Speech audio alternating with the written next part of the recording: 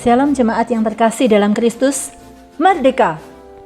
Hari ini adalah hari ke-25 dari masa 31 hari nilai iman yang dihidupi oleh tokoh pahlawan nasional Kristen Indonesia.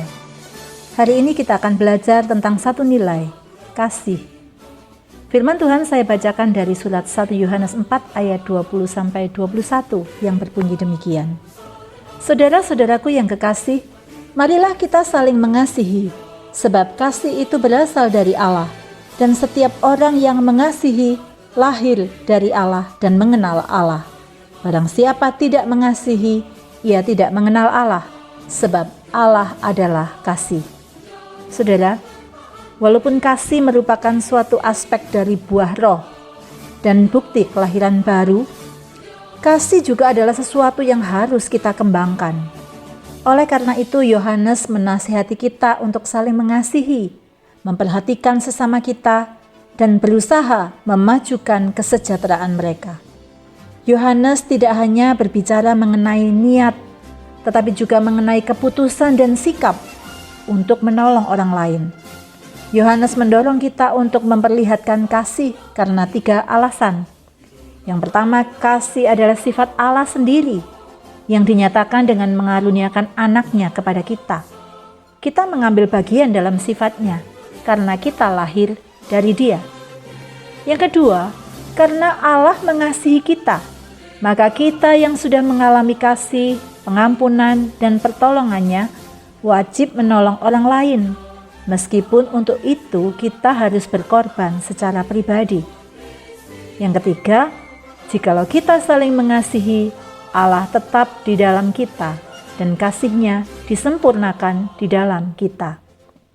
Kasih inilah yang dihidupi oleh seorang uskup Katolik Jawa dan nasionalis bernama Sugiya Pranata dengan moto 100% Katolik, 100% Indonesia. Lahir di Surakarta 25 November 1896 dari keluarga seorang abdi dalem, yaitu orang yang mengabdikan dirinya kepada keraton dan raja dengan segala aturan yang ada. Keluarga ini pindah ke Yogyakarta waktu Sugiya masih kecil. Karena diakui sebagai anak yang tajam akal, maka tahun 1909 bergabung dengan Kolese Haverius, sebuah sekolah Yesuit di Muntilan. Dan ketertarikannya dengan agama Katolik membuat Sugiya memutuskan untuk dibaptis tanggal 24 Desember 1910. Banyaknya kesempatan studi yang beliau jalani, kemampuan dalam menguasai beberapa bahasa, yaitu bahasa Latin, Yunani, bahasa Belanda, dan karir pelayanan yang panjang, menunjukkan Sugiya adalah seorang berprestasi baik dalam studi maupun pelayanannya. Namun bukannya menjadi orang yang menempatkan diri sebagai pribadi kelas atas, sebaliknya Sugiya dekat dengan orang kecil, miskin, dan ikut berjuang dalam penderitaan akibat perang. Kasih dan empatinya ia tunjukkan dalam pernyataan, "Jika rakyat lapar, biarlah para imam yang pertama lapar.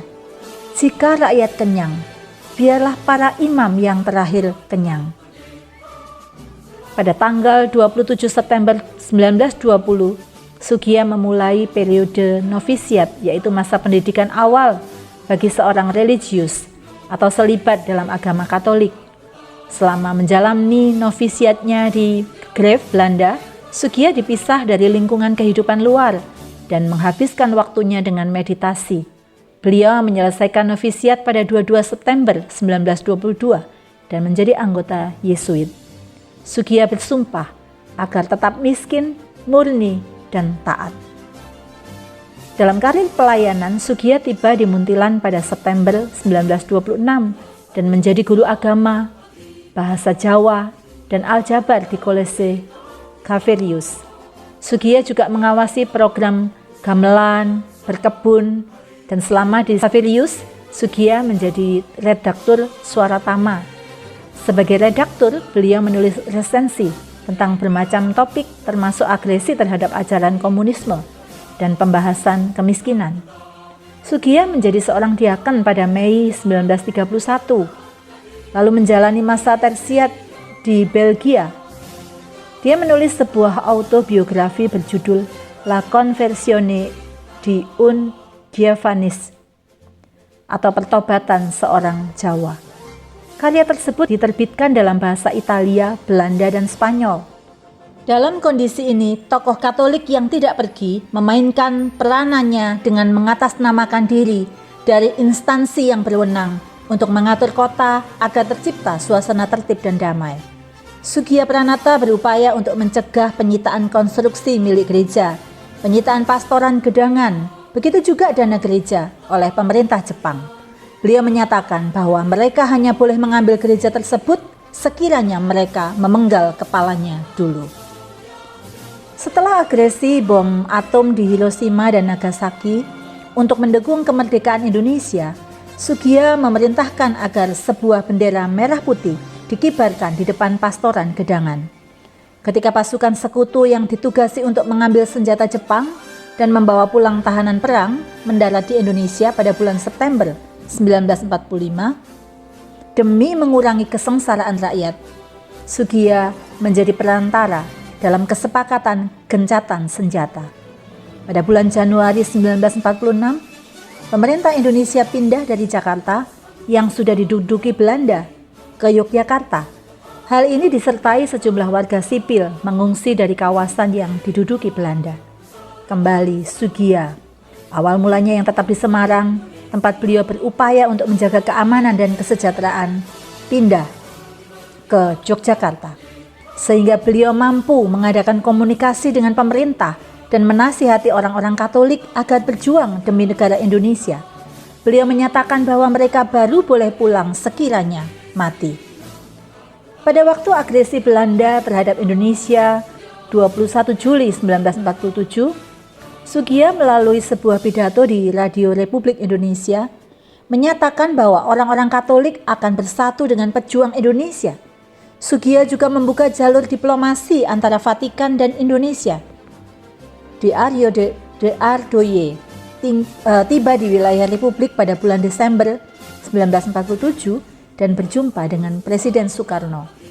Ketika Belanda mulai mengundurkan diri setelah agresi umum 1 Maret 1949, Soegija Pranata mulai berupaya agar orang Katolik mendapat peran dalam pemerintahan.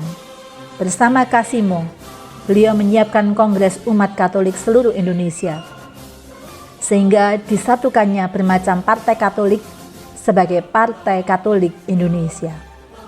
Lalu peran beliau pasca revolusi, tanggal 2 November 1955, Soegija dan beberapa uskup lain mengeluarkan sebuah surat pastoral yang mencela ajaran komunisme, marxisme, dan materialisme.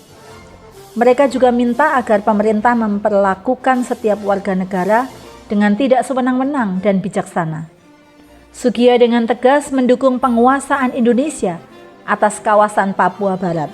Setelah Jepang memasuki Nusantara pada awal tahun 1942, Soegija menulis bahwa di mana-mana telah terjadi kebakaran, tidak tersedia tentara, tidak ada polisi, tidak ada pegawai. 3 Januari 1961, Soegija diangkat menjadi uskup agung.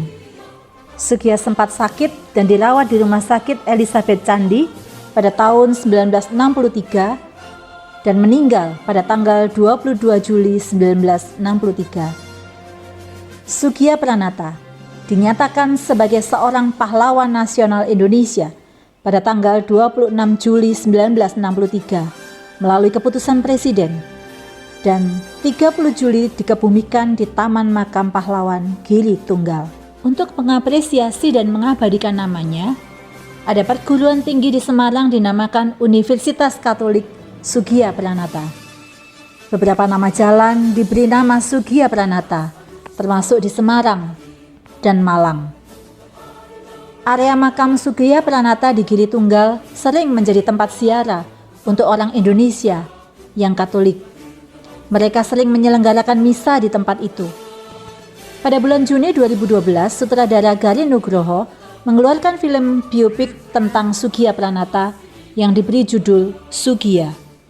Juga ada beberapa tulisan biografis. Dalam kebiasaan populer Indonesia, Soegija Pranata dikenang karena pernyataan 100% Katolik, 100% Indonesia. Moto ini yang sudah dipergunakan dalam bermacam tulisan biografi serta film Soegija. berasal dari pidato Soegija Pranata masa Kongres Katolik seluruh Indonesia di Semarang pada tahun 1954. Bila kita merasa sebagai orang Kristen yang patut, kita semestinya juga menjadi seorang patriot yang patut karena kita juga merasa 100% Katolik. Kehidupan Monsignor Albertus Soegija Pranata menunjukkan totalitasnya bagi agama Katolik dan kecintaannya kepada Indonesia. Mengingatkan kita kepada ajaran Tuhan Yesus di dalam Matius 22 ayat 37-38. Kasihilah Tuhan Allahmu dengan segenap hatimu dan dengan segenap jiwamu dan dengan segenap akal budimu. Itulah hukum yang terutama dan yang pertama. Dan hukum yang kedua yang sama dengan itu ialah kasihilah sesamamu manusia seperti dirimu sendiri. Mari kita berdoa. Tuhan, ampuni kami. Bukannya kami menyerahkan 100% hidup kami kepada Tuhan. Sebaliknya, seringkali kami hanya menyerahkan diri kami secara sisa-sisa, baik dalam pikiran, tenaga, waktu, dan milik kami. Tolonglah kami untuk hidup mengasihi Tuhan secara total dan mengasihi sesama kami dengan tulus seperti untuk Tuhan. Perjuangan kami bukan dengan senjata, tetapi beri kami hati yang peduli dan berbagi terhadap mereka yang membutuhkan. Berkati bangsa kami semakin pulih, baik kesehatan maupun kondisi perekonomian. Terutama jamahlah supaya bangsa kami mengalami kasih dan anugerah keselamatan dari Tuhan, supaya mereka dimerdekakan dari dosa. Dan biarlah kasih terus bertumbuh sebagai anak-anak Tuhan untuk saling menguatkan dalam komunitas iman kami dan kepada sesama. Dalam nama Bapa, Putra, dan Roh Kudus kami berdoa. Amin. Sekali merdeka, tetap merdeka. Tuhan memberkati jemaat sekalian.